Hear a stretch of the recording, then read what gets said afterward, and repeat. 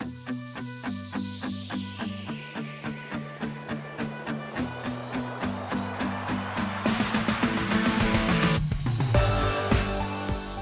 guys, Shane McMurray from the Wedding Report. In this episode, I meet with Dixie. She is the owner of the farm in Rome, Georgia, the Tillman Hangar, the Sweet Bar, Dixie Events, and she's also a certified wedding planner, and she's the venue coach for the Bridal Society. Great interview. Check it out. Dixie, thanks so much for doing this. Appreciate your time. Tell me about your business. Tell me where you guys are located, your website address, Instagram. Oh, thanks. I'm glad to be talking to you. So I'm Dixie Bagley and have a couple of wedding businesses primarily located in Rome, Georgia. So we have The Farm, Rome, GA, which is a destination wedding venue, 300 acres with guest lodging for about 30 people on site. We kind of specialize in all weekend weddings there. We also have a bakery called the Sweet Bar. Obviously, we bake cakes and do wedding desserts and everything like that. Yeah. And then we have another venue that we just purchased. It's called the Tillman Hangar. It's an airplane hangar, and we're kind of lightly introducing that into events. And then Dixie Events Planning and Design. So yeah, so kind of a lot going on in the wedding world. Nice. So is the bakery at the Rome, Georgia place? It's in Rome, yes. And then what about the hangar? Is that also there, or is it a different location? All in Rome, yeah. Okay. So is there an airport there that the hangar's on, or is it just a hangar by itself? Yeah, no, it's at the Rome airport. Okay, nice. That's pretty cool. That's a good idea. Yeah. It's something different.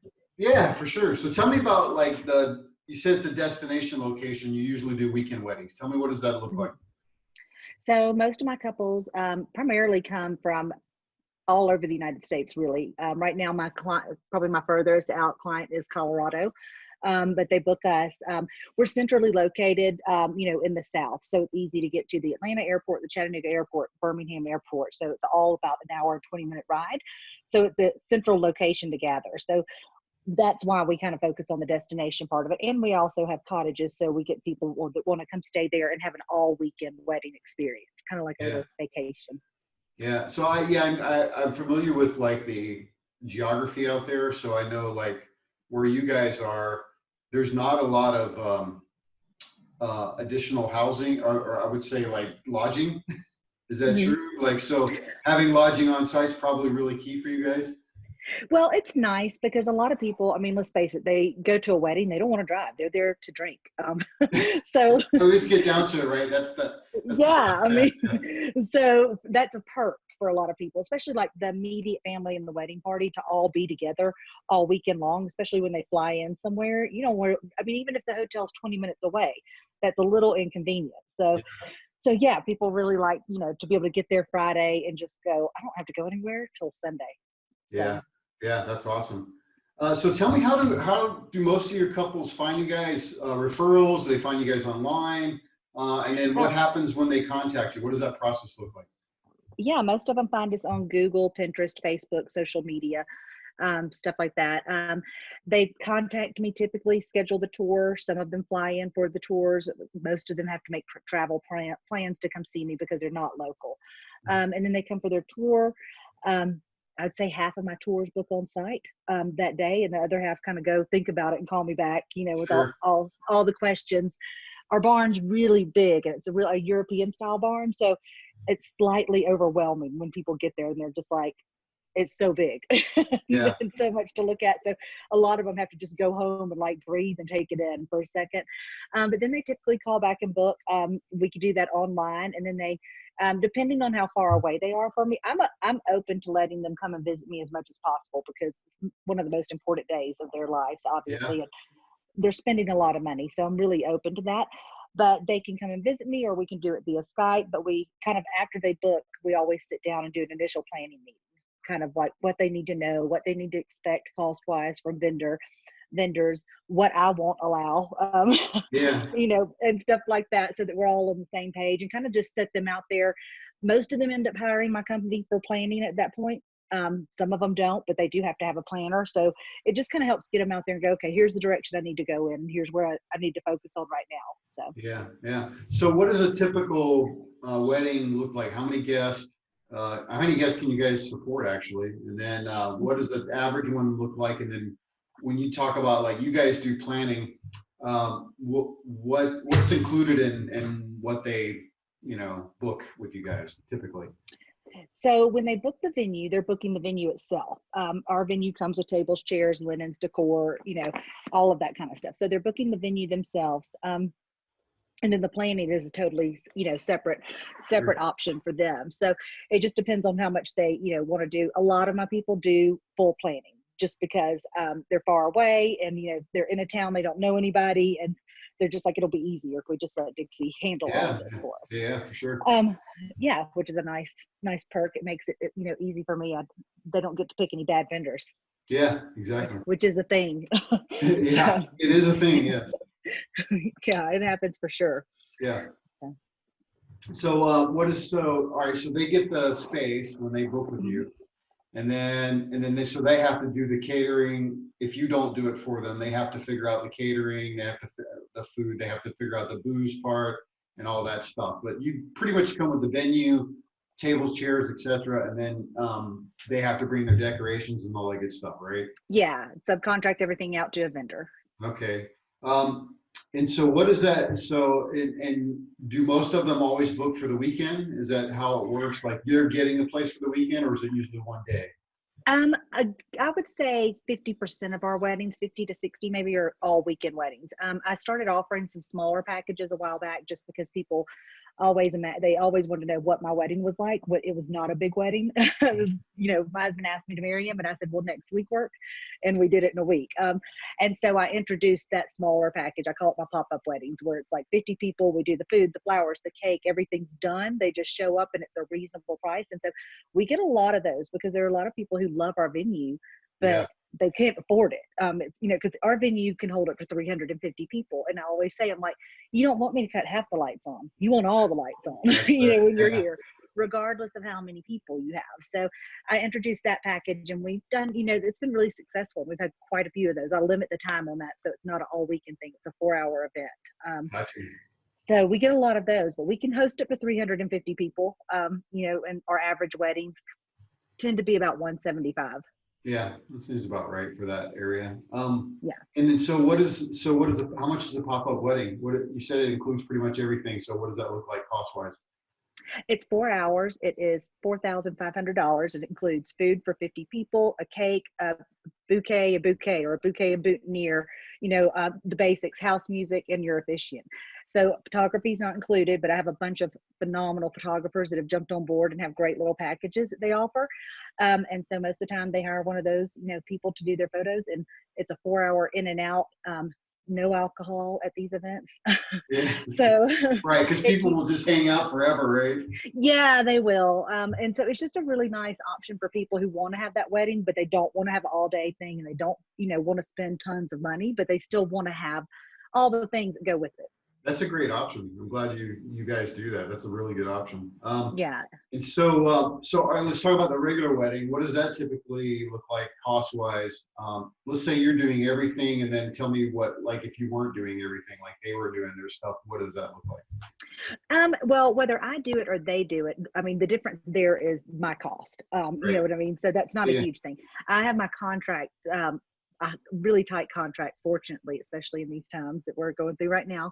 Yeah. And so they have to pick all licensed and insured vendors, Mhm. regardless. So, they all tend to end up being about the same cost wise because those vendors are going to be in the same average Yeah. pricing. Yeah. So it just depends on what people pick. I mean, I've had $100,000 wedding out there, Yeah. and I've had one where they've only spent $10,000. Gotcha. It varies depending on what people want. Some people come there and they're like, I just want food, and I want a photographer, and I want some alcohol, and that's it. They don't care about anything else, And It's just what then we have, it's what's really important to them, right? Like I noticed that a lot. yeah, Yeah. If yeah. I tell them, everything's I'm like, important, then it's going to be $100,000, right? If only a couple there's some things. there's some people who want everything, like a Yeah. bouncy house, a tent, and a caricature person. They want everything, and so those people, I'm like, if you can have anything you can pay for. That's right. You So can. Absolutely. Yeah. Okay, cool. So rough range, roughly, it's like 10K to 100K or so has been mhm, what your averages look like, depending. yeah, Gotcha. And then the pop-ups are 4,500, which I think that's a great option. yeah. Go on that. Um, So after they book with you, what does that process look like for them? Typically, like I said, I let them, they can text me anytime they want to. I may not answer anytime, but I Yeah, always yeah, tell them like, inevitably they're going to wake up in the middle of the night and think of something, and I want them to, ask me. So I tell them that they always have, the opportunity to text me anytime they want to. And then as far as visiting me, within reason, they can visit me and tour and come, have little questions as much as possible, unless they get crazy and they're trying to come every 3 weeks. yeah, Um, yeah, yeah, sure, so, which is only about one person every 5 years. So, yeah. so yeah, Um, we just kind of stay in constant contact with everything. right, and then up to the day, right? You're just preparing and doing whatever is necessary to plan and get their event together. What does the day look like? Well, most of the time they get there on Friday, and we kind of have little relaxing time, getting settled in. Then we have the rehearsal dinner on site. They typically go back to their cottages, and then Saturday morning we get up and it's the whole day, all day long, just doing everything. And it's fun because everybody's kind of hanging out there and seeing it all, and they're like, Yeah. God, a lot of work goes into this. They don't really, they No. thought it was so easy. It looks Yeah. so easy from a distance, and so it's kind of good for them to see that, because they are staying there, they see us and they see all the vendors working all day long. I'm like, yeah, you've got an 8-hour event, but we're all working 15 to 16 hours Yeah. on your event, on this one day. So Yeah. it's nice for them to be able to see that and kind of have that appreciation. And then typically they go back to their cottages late Saturday night, and Sunday morning they're dead. And Yeah. they're tired and hungover, and they're like, I don't know how you do this every weekend, you're crazy. And Mhm. we all have some hugs and tears, because it sucks, because I've worked with them, most of them, I've worked with them for 18 months, and Yep. all of a sudden we're like partying and it's over.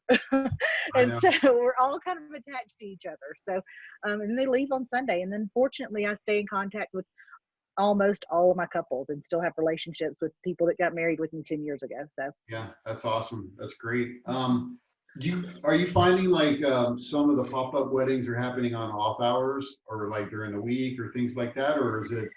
not a whole lot of them do them during the week, but definitely off hours. And I had a girl, she was a young girl, and she came to me in November of this past November, and she was like, I want to do a pop-up wedding. Or she called me rather. She said, I want to do a pop-up wedding, and I need to go ahead and book it, and I want to do it for December. And I was like, are you pregnant? Like, or like, I need to know this, because if she was, I was like, something could happen. But I Yeah. was like, what is the hurry? And she was like, no. She's like, no. She's like, but all my family's from Colorado. She said, and they're going to be coming in for Christmas, and I'm ready to be married. She said, and I saw your package, and I just felt like, let's just do that and Oh, be perfect. done. Yeah. Yeah. And so it worked perfect for her. And in December, we don't book all of our Saturdays for big stuff, because it's kind of Georgia bipolar weather. I know Don't know for what you're sure. gonna Yeah, yeah. don't know what you're gonna get. And so she had a Saturday 4-hour event. But most of them, are pretty much during the daytime. None of them are really at nighttime. They may go like, an hour after sunset, stuff like that. So they're not, on my end, it's a really nice, easy work day, and the photographers, because, we're working 8 hours instead of 2 days at 15 hours. So, Yeah. Right. Yeah. It's usually double what it is, right? So if it's an 8-hour day, I know you're working 16 hours to make that happen. yeah, Just the day of, right? Not the time that you've put in beforehand. So yes, absolutely. yeah. So we didn't ask this, but how did you guys get started with this thing? What was the idea there? How did you even? We are like the accidental business people, I swear. My husband and I both. But the farm was just for sale, and I wanted to look at it just out of curiosity. I've always kind of liked real estate in different buildings. I always say my issues are real estate and cars. So my husband's planes and tools and equipment. So, Yeah. but I just went out there to look at the barn and just thought it was a really unique barn, and told my husband we should buy it and turn it into our house. And that was the plan. And we purchased it and turned it into our house. And I was a personal trainer at the time. And the guy who had trained me to be a trainer had signed us up for a half marathon, and we were training to run it, and he fell over and died while training to run it.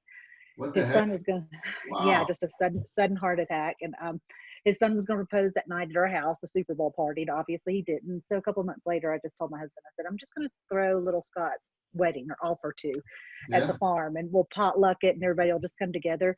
And I did. And then after that, people started just going, oh my God, you need to do weddings. And, just kept begging me. Finally, I was like, fine, I'll do weddings or I'll Yeah. try. And I mean, I was, from the moment I said I'll try and we started, I think it was 6 months before it was just balls to the walls. Wow. That's awesome. Yeah, Yeah. and everything else kind of spilled over from there. The bakery, the planning, just the wheel keeps getting bigger. Yeah. So tell me about the bakery a little bit. What are you guys doing with that? Um, so again, it was an accidental thing. We kind of bought this, helped someone out financially with the bakery, a little donut a shack at the time.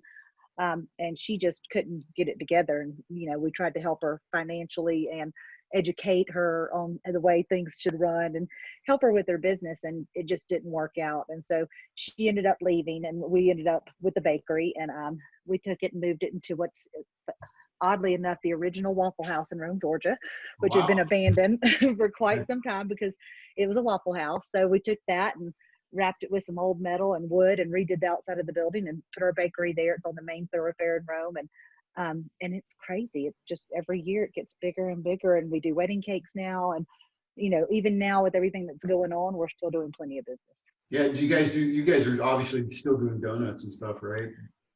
Yes. Nice. So pretty much everything bakery, but you started doing wedding cakes as well? Yes. Uh-huh. Yeah, that's awesome. And then the hangar. So now the hangar you've got as another wedding location or event location. Tell me about Yeah. that. Yeah. Um, So we kind of acquired it. It used to be the flight school at our airport, and then my husband acquired that. We already had our plane in a hangar, and I just always wanted to do, like, I thought it would be fun to have an event in the hangar. However, our hangar where our plane is not clean. Yeah. And so this flight school was pretty immaculate. And I was like, I'm going to start doing events out here. And I mean, of course, I tossed it out there and had a really big grand opening party, which is where Jerry Sims did all the draping. Nice. And people loved it. And in our town, we don't really have anything industrial.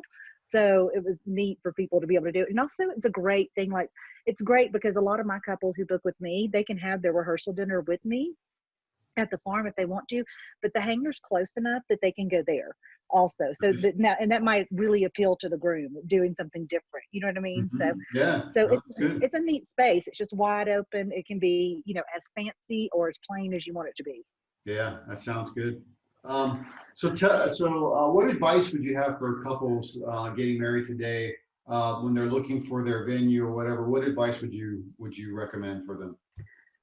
I wish that and I need to do it. And I always joke and say, you've heard about that book called What to Expect When You're Expecting. It scares the total hell out of women, and they don't want to have kids after reading that. But there kind of needs to be a book or something out there for these couples, you know what I mean? Of just knowing what to expect. Because I know some sweet couples come to me and they're like, we want to have 200 people and our budget is $20,000. And I'm like, are you gonna feed them? Yeah, Like, yeah. what are you thinking You're there? just gonna have a party, and because Yeah, yeah, they're like, we're only going to spend $10 per person. And I'm like, do you know that that's a meal at McDonald's now? yeah, for sure. So I wish that they would there was some way for them to have a little bit more reliable resources out there to prepare them for what they're going into, especially younger people who are doing it by themselves. Or you've got that other group of people who their parents are coming with them, but their parents got married 40 years ago in a Yeah, church with they don't almonds. You know know. what I mean? Yeah, yeah, So I wish there was a platform, and that's something I personally, want to do. But I wish there was a platform that they could do that. But if not, even if they just went and worked with a planner prior to, or even scheduled just a consultation call, they would be better prepared for what they're walking into, and and know what to expect. yeah. I mean, I feel like there's tons of resources out there, but there's so much stuff. Do you feel like it's like overwhelming for them? Because I'm sure they're looking online and they're doing stuff like that, but do you feel like they're coming to you and they're like, hey, I've looked online, I'm still feel like I don't know what I'm doing. I think it's overwhelming for them. I think some of these bigger wedding websites are certainly overwhelming. They're like walking into TJ Maxx and it being a mess. You know what I mean? Just Yeah, it's so much information. So I definitely think it's overwhelming. And I also think when these bigger wedding websites, they do their national averages. Like if you're getting married in the South, that national average is not the same, you know, that they're putting on there. If you're getting married in California, that national average is not the same. So it's almost like, you know, they're reading these big things telling them this is what it's going to cost, but that really varies depending on where you are in the United States. Yeah. Well, and it depends on what you want too, right? Like, so Of course. if you want to get married at the barn, right, and you want Hmm. to have 200 people, I mean, you know, you're looking at $50 a head for just Hmm. for food. Then you got to deal with booze, and you got to deal with decorations and all this stuff. And next thing you know, you're $30,000, $40,000. So, you know, you need Yeah, to understand that that's what's going to happen. I agree with you. absolutely. Yeah. Let's switch gears a little bit. Talk about the business side. So for business side, what would you say is working well for you guys as a business? I think, you know, just kind of honing in on where we are and not trying to, I guess, constantly be bigger and, you know, in each company. I think a lot of people, you know, a lot of people are constantly trying to make the one thing, you know what I mean, bigger and bigger and bigger. And right now, in this time that we're in, a lot of people are in trouble because they focus all their energy just on one thing. And I Hmm. think, you know, building it and getting it there and then, you know, working on your business instead of in it all the time is probably the best thing, and you know that's worked well for us with everything. Yeah. And Talk. then do well and Yeah. be able to go do something else like the bakery, and you know what I mean, and kind of Yeah. So a little expand. diversification and Hmm. then that you've put in, but talk a little bit about that, like working in your business versus working in your business, right? Because I don't think people get that. I mean, you know, this business is very creative, right? And Hmm. a lot of people are focused on the thing that they do, and I get that, but they also need to think about the business side of this because at the end of the day, it is a business. You need to make a profit. You need to be able to grow your business. So talk Hmm. about that a little bit. What do you mean by that? Well, I think that a good example of that is, like I said, of me, like, let's just say for 7, 8 years, I was consistently an all weekend venue. But, you know, there were times where I'm like, God, I'm getting older. I don't want to work every weekend, you know, 40 hours in one weekend Yeah. on my feet. And for me to just sit back and go, what can I do where I'm still, you know, not messing with that all weekend thing, but what else can I do to maybe, you know, still do something, because I don't want to not work, but I just don't want to work as hard on some things. And so Yeah. for me to sit down and go, you know, come up with some packages that where I can still bring in some revenue and do some things, but it's not requiring all the employees to come in. You know what I mean? Like a pop-up wedding is something I can do by myself all day long. Yeah. And so to come up with, you know, alternate things that you can do and other ways you can tweak it without messing with your main product or whatever, or just kind of fine tuning other things, I think that's important to do and sit down and get yourself outside your box. I know a lot of venues, because I talk to a lot of venues, because I also do some venue coaching with the Bridal Society, but a lot of them really get stuck in their ways Yeah. about not doing anything different. You know what I mean? And Yeah. I'm just like, but everybody doesn't want that package. Like, why not budge a little bit and go, okay, I mean, Yeah. I'll do Um, this for you, but I'm not going to do it for 15 hours. I'm only going to do it for 4 hours. And now, you know, like if somebody yeah. comes to you and says, hey, I love your place and I've only got $6,000. Why would you not sit there and think, well, what could I do for these What can people I to do make for their six dream come thousand true? dollars? Yeah. I mean, I can do a lot Yeah. for That's that, what I you know? mean. So, That's awesome. I love that you say that because I feel like what you said, vendors get stuck in their ways and they don't want to think any differently. They think, oh, hmm. I have to charge $20,000 or I don't do anything, right? But Hmm. I love that you are thinking about how do you take what you do and reach down into the market? Because you're right, everybody can't afford to do that. But the people that can't afford to do it, there's a huge opportunity there. I think that's the to me that is the biggest thing that the industry is missing is that there are huge opportunities in the lower ends of the market that people aren't even thinking about. Um, and that's why you have, particularly for planning, photography, and DJ, that's why you have all these amateur folks that are doing this thing because there's a huge market for that, so people are filling that gap. Those are the Hmm. alternatives, but planners, DJs, and photographers should be thinking about, okay, how do I offer a different package or a different thing and be able to reach down and get more business out of it, right? I mean, Right. I hate to say it, but I always like to use this example. Like if someone came to me and said, hey, Shane, I want you for 4 hours to come, and if I was a photographer, and I want you to come shoot my event for 4 hours, I'll pay you $1,200, and then just give me the photos on a disc or a USB, and I'm done. Why would I not do that? That's like $300 an hour. I don't know anybody that makes $300 an hour in general, I right? know. Well, when I first introduced these packages, I reached out to my vendors because I mean, I have a lot of great vendors that I like to use. I obviously knew that with these packages, that I was really going to be relying on my local photographers because my destination photographers aren't going to travel. You know what I mean? For Right, for sure, yeah. that price range. And I reached out to them, and I kind of got that pushback of them going like, "Oh my gosh, well, here's my rates," and I was like, "No, no, no." I need you to take that rate, that's the all day Saturday rate, and cut that down because this is not an all day event. And I mean, and I blatantly asked him, I was like, so you're telling me you'd rather sit on your couch and than make 1,200 or 1,000 or $800 for 4 hours? Yeah, I crazy. mean, and if the answer is yes, that's fine. You do you. But when I asked my people that, they were just like, nope, you're right. But I like literally had to, put it to them that way. And they were like, you're right. You're 100% right. And so then I got a lot of people on board, but Yeah, I had to break it down for them, which was funny because I'm like, do you not see yeah, the benefit here? yeah, totally. I love that you do that. I think that's awesome that you're thinking about that. That's all I can say is that's awesome. I love it. So what would you say probably are your biggest challenges in business? And I know things are kind of tough right now, like with the virus stuff going on, but let's talk about business in general. Before this, what were your kind of the biggest challenges you were dealing with? My biggest challenge pretty consistently tends to be with vendors who want to work with us and they're great and they do a good job, but they don't understand that they need to be insured. um, Okay. and I mean, and I'm very insured. I have a very large venue, so I don't work with people who aren't insured. I mean, if your camera light falls over on somebody's head, you know what I mean, or Yeah. your DJ equipment falls over, or somebody trips and falls over your cord because you didn't tape it down right, those are things. And unfortunately, in this day and age, where people are so happy, I'm not responsible for that. And also, if you can't really take your business seriously enough to insure it, you're probably not the vendor for me or my clients. Yeah. And a lot of people just don't understand that. And some people even get their feelings hurt. And some people get angry with me and they say, I can't afford insurance, and stuff like that. And I'm like, but have you even looked? You haven't even looked probably because Yeah. it's really Yeah. not that expensive. You Um, can't not afford so, it, right? I mean, in this day and age, you can't not afford it, really. yeah, no, absolutely. I mean, if you're a photographer and something happens to your equipment and you lose all of their photos, which has happened, I mean, you know what I mean? What are you going to do?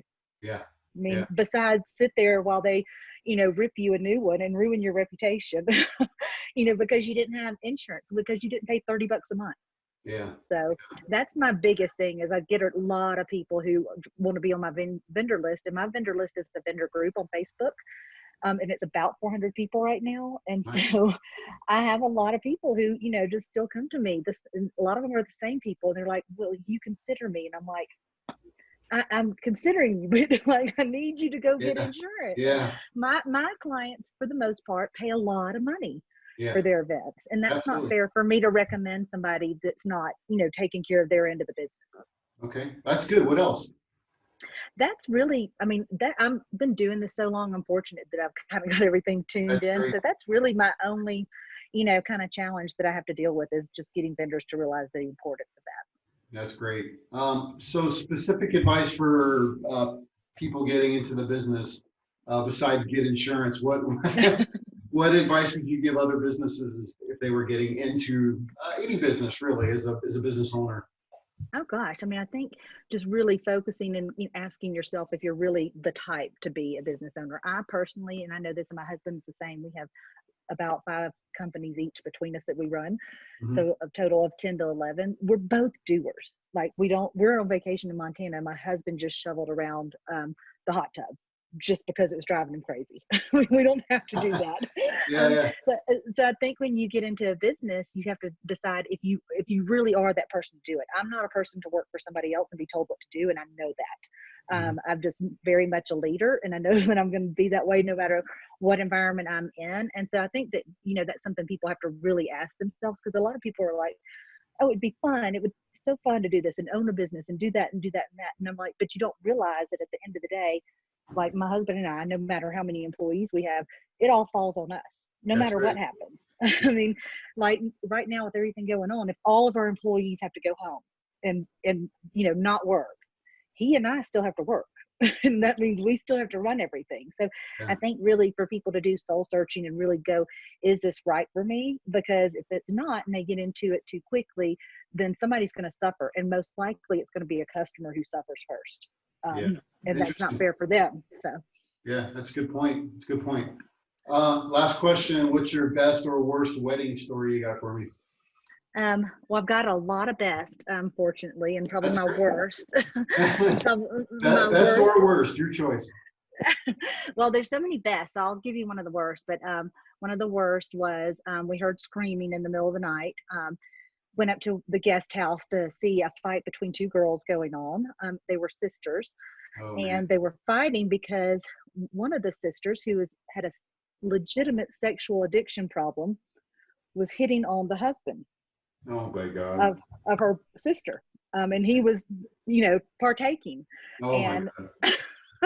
and so they were just beating the hell out of each other. The girls were, and the husband's just sitting back enjoying it all, and we had to stop it. And then the husband and wife ended up coming to our house and having counseling and telling us that he was addicted to porn and just telling us all of this really deep stuff in their lives. And my husband and I were like, good God. What just happened here? Is it Sunday yet? Is it time to go home? I think it's time to go home. Wow. So yeah, so that's probably the That's strangest. Yeah. that is very strange, but yeah, I mean, probably happens more often than we realize, right? Oh yeah, yeah. There's a lot of emotions come out at weddings, Oh yeah, especially for when sure, right? you're there all weekend and you're not having to drive and you just start drinking on Friday. I mean, anything could happen. Yeah, families and all kinds of conflict. Yeah, I totally get it. Yeah, yeah. Dixie, thanks so much for doing this. I really appreciate your time. Have a great weekend. Thanks. Nice talking to you. Hey, thanks for checking out this episode. I hope that you found it helpful. Please share it with other people. Also, if you're getting married or you work in the wedding industry, I would love to interview and share your information with other people.